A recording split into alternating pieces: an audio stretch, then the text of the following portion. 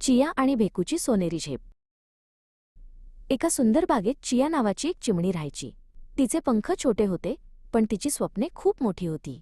चियाला दररोज आकाशात उंच भरारी घ्यायला आणि रंगीबेरंगी फुलांच्या भोवती फिरायला खूप आवडायचे. तिची गोड चिवचिव ऐकून संपूर्ण बागेत आनंद पसरायचा. बागेच्या एका कोपऱ्यात एक शांत तळं होतं. तिथे भेकू नावाचा एक बेडूक राहायचा. भेकू तसा थोडा लाजाळू होता, पण चिया त्याची सगळ्यात जवळची मैत्रीण होती. चिया रोज तळ्याच्या काठावर यायची आणि भेकूला तिने आकाशातून पाहिलेल्या जगाच्या गमती-जमती सांगायची. एके दिवशी भेकू खूप उदास दिसू लागला. त्याने दूरवर दिसणाऱ्या एका उंच आणि निळ्या डोंगराकडे पाहिले.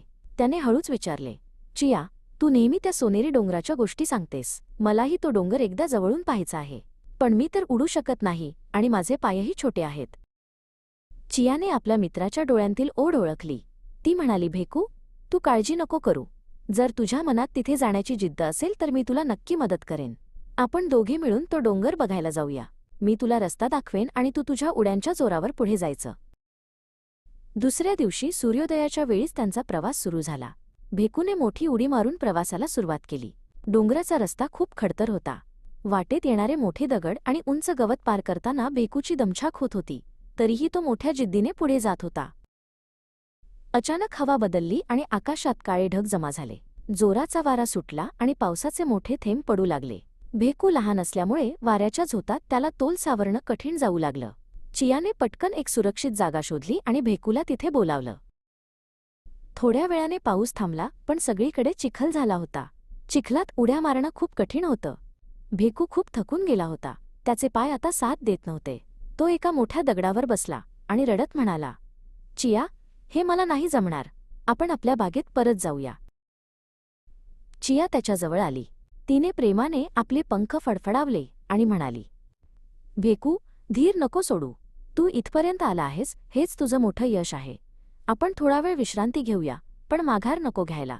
मी तुला एकटा सोडून कधीच जाणार नाही. डोंगराचा शेवटचा भाग खूपच उभा आणि निसरडा होता. भेकूला तिथे उडी मारणे अशक्य झाले. चियाने एक युक्ती लढवली. तिने जवळच असलेली एक मजबूत वेल शोधली. तिने वेलीचे एक टोक आपल्या चोचीत घट्ट धरले आणि दुसरे टोक भेकूला पकडायला दिले. चियाने आपल्या इवल्याशा जीवातली सगळी शक्ती एकवटली होती. ती जोरजोरात पंख हलवत होती, जेणेकरून भेकूला वर चढायला आधार मिळेल. तिच्या जिद्दीमुळे भेकूमध्येही नवीन चैतन्य संचारले. चिया फक्त आपल्या मित्राला वर खेचण्याच्या ध्येयावर लक्ष केंद्रित करत होती. अखेर खूप परिश्रमानंतर ते डोंगराच्या सर्वोच्च टोकावर पोहोचले. नेमका त्याच वेळी सूर्य मावळत होता. मावळत्या सूर्याच्या किरणांमुळे संपूर्ण परिसर सोन्यासारखा चमकू लागला होता.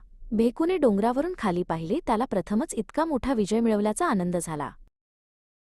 चिया भेकूच्या शेजारी येऊन बसली. दोघांच्याही मनात खूप समाधान होतं.